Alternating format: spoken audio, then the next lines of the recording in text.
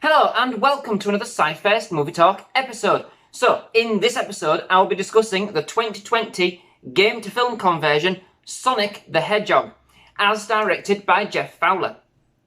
For new releases, I think I will err on the side of caution and say that whilst I will do my best to try and not give too much away, I know it's hard to define what some people might find or what define as a spoiler of sorts. So I'm not saying that there will be too many spoilers in this episode, but just in case, as I don't want to spoil the film for anybody, I would switch off now if you don't want to hear anything or hear any spoilers at all. That way, we're all covered.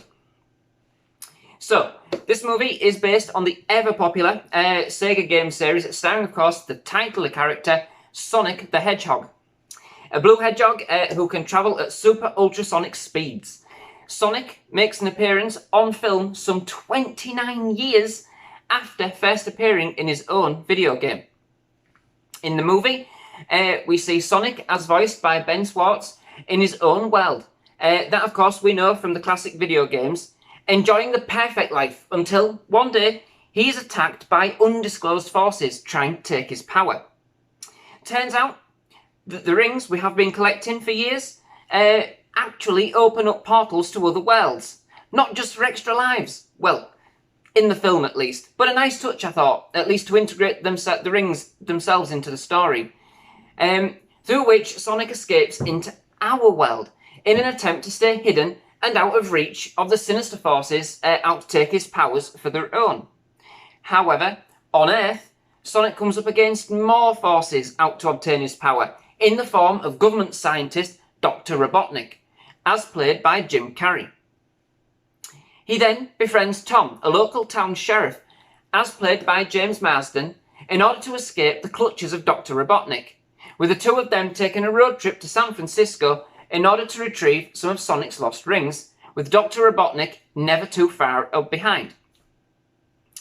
So, firstly, one thing to get out the way, Sonic's appearance.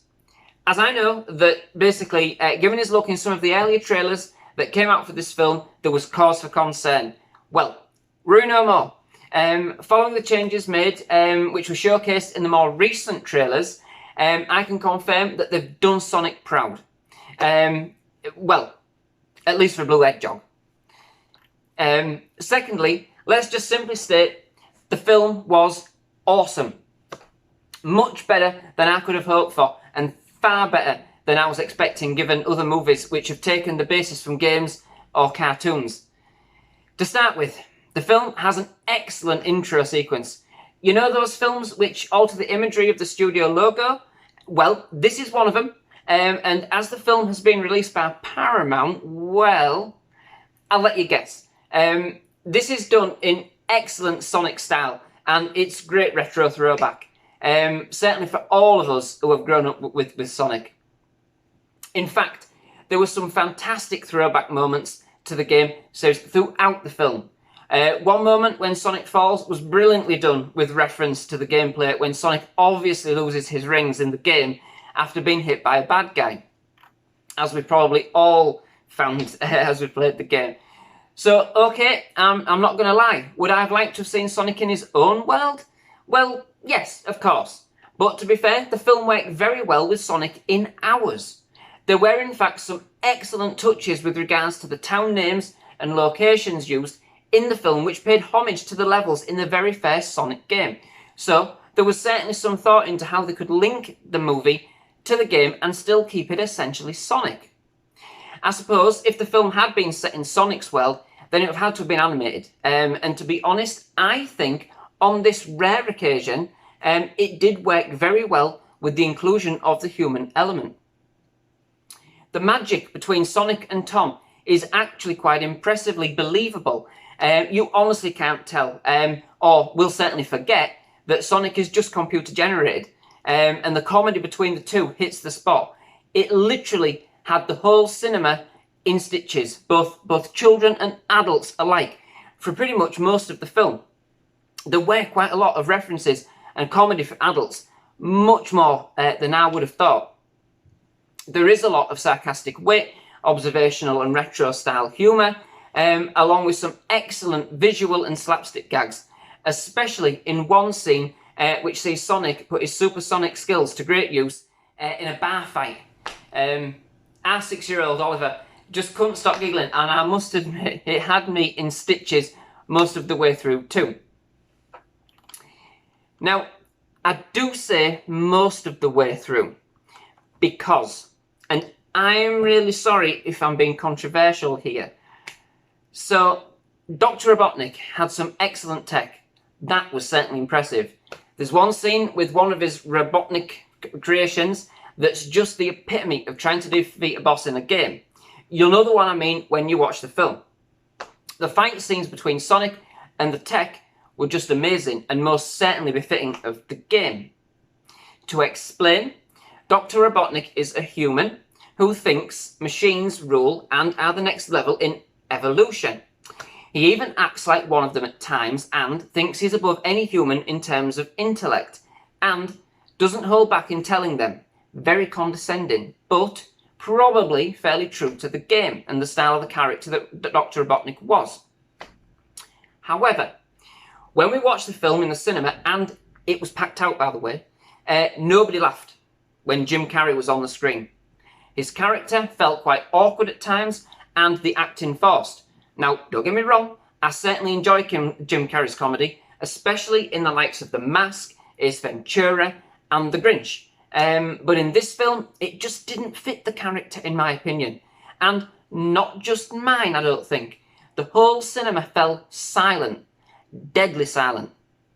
I don't think there was one laugh for any of Jim Carrey's scenes, not even from the kids. Well, so, okay, that might be a bit strong. There were some laughs when his character was getting berated by Tom in a game of wits that ensues in basically the scenes when they're together. In fact, to me, the introduction of Dr. Robotnik himself seems forced. It's the one part of the film I thought was a bit disjointed and a bit hammy. I wonder if perhaps there was another way that they could have done this. Could it have been better if he actually originated from Sonic's world? I don't know. Comments down below. Jim Carrey's performance isn't abysmal by any stretch, just awkward. But it doesn't deter from the overall enjoyment of the film. Anyway, moving on. One thing I thought was quite cute was the integration of animals overall into some of the sort of the themes and the scenes. It was actually quite ingenious when I come to think about it after watching the film. There's one particular scene with a tortoise to watch out for, but I say no more. But what I mean by this is that if you think back to the original game, one of the goals was actually to save little critters from Eggman, Dr. Robotnik of course. Remember the machine at the end of each boss you had to press? And all the critters jumped out. Just another excellent subtle example of the little touches they added into the film, which carried through the elements of the game. And just sort of touching on the Dr. Robotnik and the Eggman sort of thing I've just said there, I also found it interesting how they dealt with the fact that Dr. Robotnik is also known as Eggman. Back in the days of the classic Sega games, depending on your version of the game, the character could have been known by one or other names. I thought it was clever that the way that they morphed Dr. Robotnik into Eggman in bite-sized bits over the course of the film. Very good. That bit was real clever. So overall, I am happy to say that this was an absolutely excellent movie where you didn't see, thankfully, all the best bits in the trailer. There is more than enough in this film to keep the whole family entertained.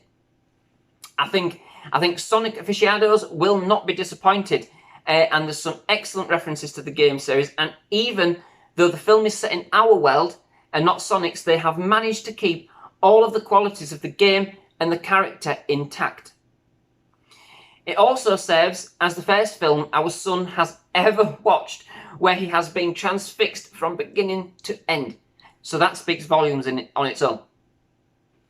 I definitely recommend staying for the end. Pardon me. I definitely recommend staying for the end credits. And I'm not going to give anything away here, but just to say that it's definitely worth staying just for the nostalgia. But trust me, stay seated. So that brings me to the end of this episode. Many thanks for watching. If you do like my reviews and general movie discussions, please do hit that subscribe button. Feel free to leave a like on this video and any comments you feel fit. Otherwise, I hope you've enjoyed watching this review. Please do come back to SciFirst MovieTalk and see what other things we've got on the channel. But yeah, thank you for watching. Goodbye.